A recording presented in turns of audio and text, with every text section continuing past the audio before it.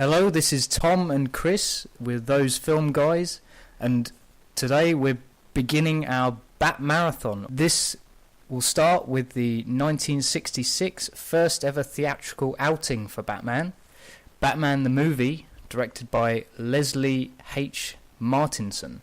Yep.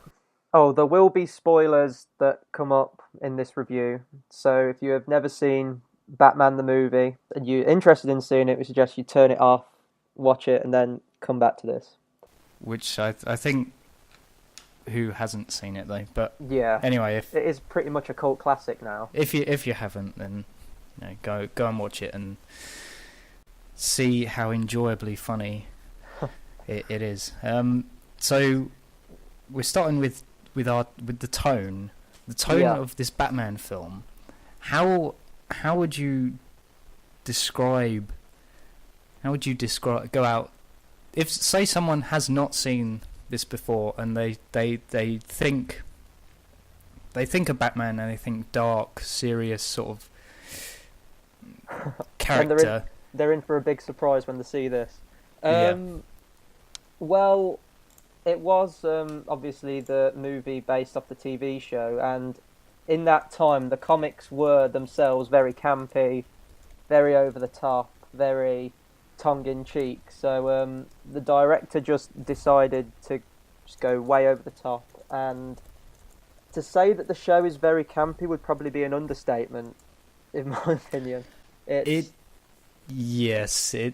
very is very, very campy, which it's fine for the tone that it was going for at the time.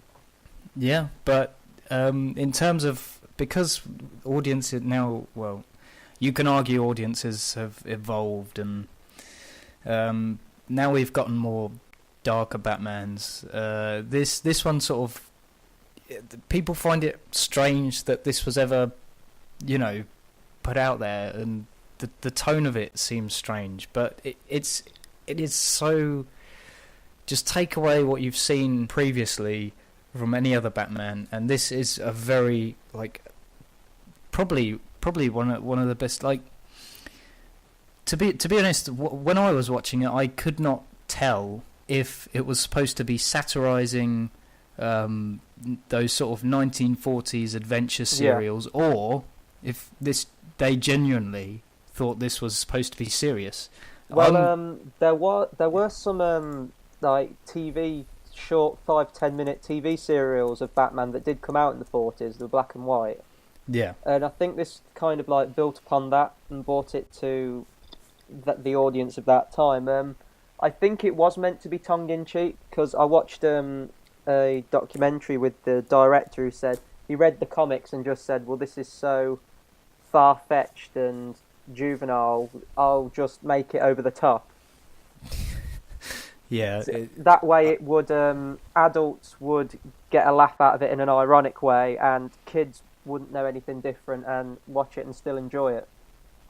That's completely fair, and I think that it is very, you can get a laugh out of it. You can. You with all the crazy sort of, with all the basically stupid stuff that happens with Batman and Robin and how they get out of situations. You can laugh at stuff like that because it is sort of a direct parody of how adventure heroes would have gotten out of situations in that sort of era.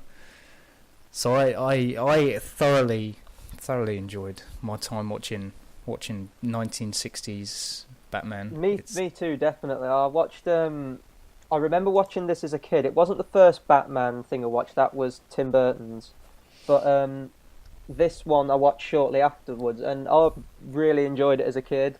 And I don't know whether that's had some effect on me now, because I can still remember it, but I think I can enjoy it in a more different, ironic, satirical way now. Yeah. Than just enjoying it for seeing Batman and Robin and all the villains.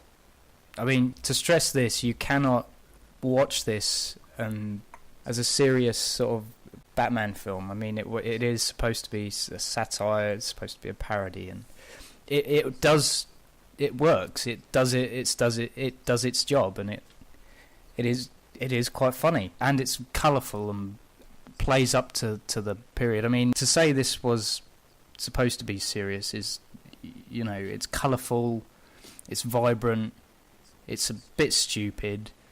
Just a little bit in places. Yeah. I would actually like to see a serious cut of this in style of the Nolan films. That would be very interesting. A serious Adam West Batman? Yes. Does anyone have Adam West's number? so we can ring him up. I'm sure someone out there probably pitch did. the idea.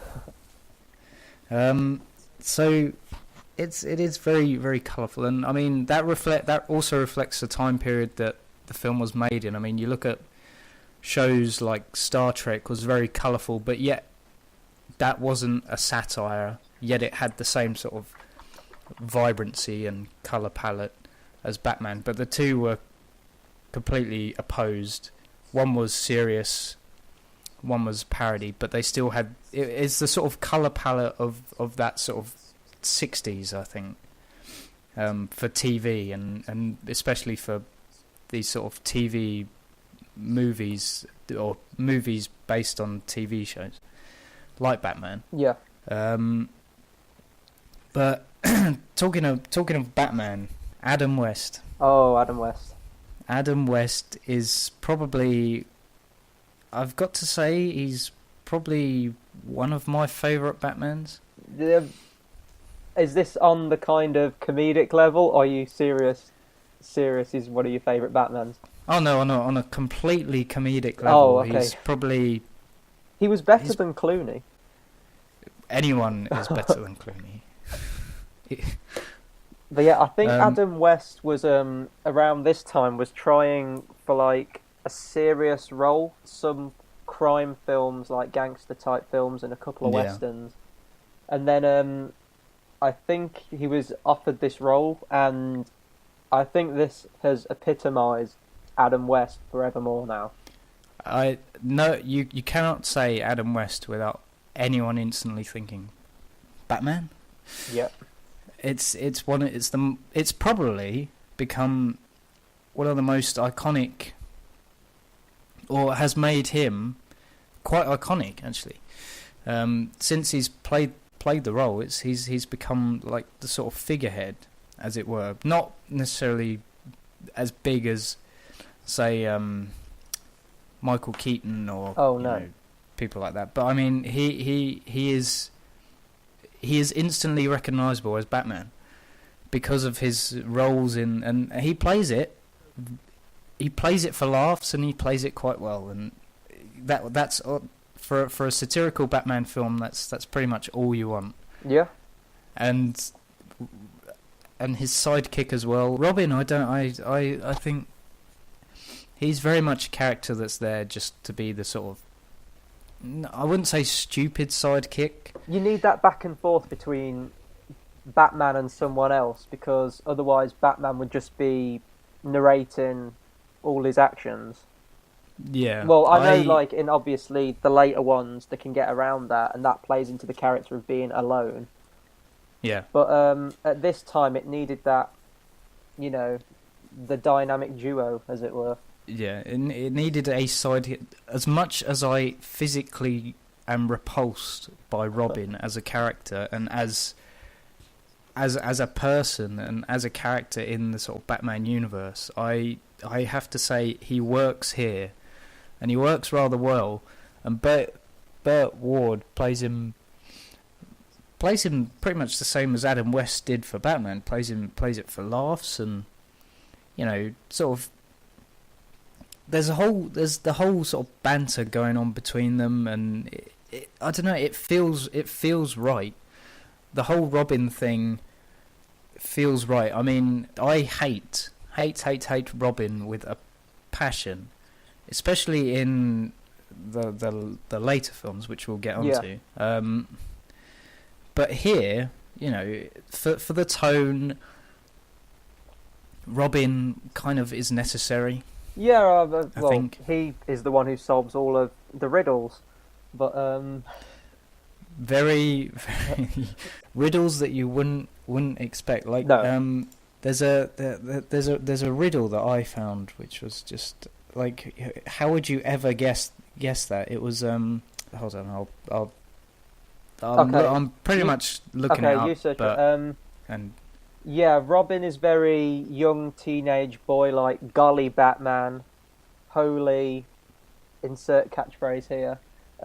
yeah. But yeah, he's a good dynamic, I guess, to have with the Adam West incarnation. Um, yeah, that's all you can really say about Batman and Robin. Oh, here you go.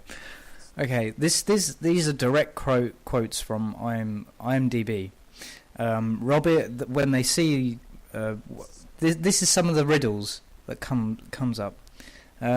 What goes up white and comes back yellow and white? An egg. And Robin goes, an egg. And how do you divide 17 apples among 16 people? Make applesauce. But then it goes apples into applesauce, a unification into one smooth mixture, an egg, nature's perfect container, the container of all our hopes for the future, a unification and a container of hope, United World Organization. Like, so how would you ever, in reality, get that from an egg and apples, Hey, or applesauce? you know, Batman and Robin, world's greatest detectives. They. I know, and it is played for laugh, but still, it's so unbelievable that, you know, it is very, very funny. And Robin is there to sort of spell out these riddles and answers to these riddles. Yeah. It's That's part about its charm. It is, and like you said, it is part of its charm, and you cannot think too much into that. Otherwise, you'll miss the humour, and you'll miss. Like, I mean, you can completely pull this film apart and say, right, that doesn't work. This is completely stupid. How does this work? But that's the whole point. It doesn't, and it's there for laughs, and you know, you can't think too much into it. But you know, moving on to villains. I like 3 of them. I dislike 1 of them. I do too. We'll start with where everyone wants the Joker. Cesar Romero as the Joker. What were your thoughts? I absolutely love this interpretation of the Joker. I have to admit, I do love all the live-action versions of the Joker. I don't dislike any of them. And you can even... It's kind of weird. When you see Cesar Romero's, especially his laugh, you can see quite similarity between the Heath Ledger one in terms of that laugh.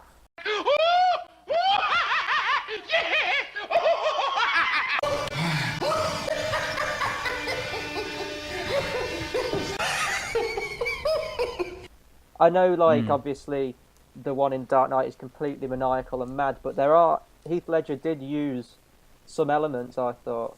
But I love Cesar Romero. I think he epitomises everything the Joker should be, just loud, over the top, cackling all the time, childish, clownish, you know.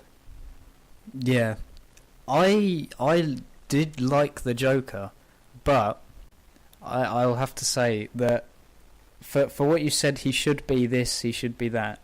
In this film, I think he didn't do enough of that.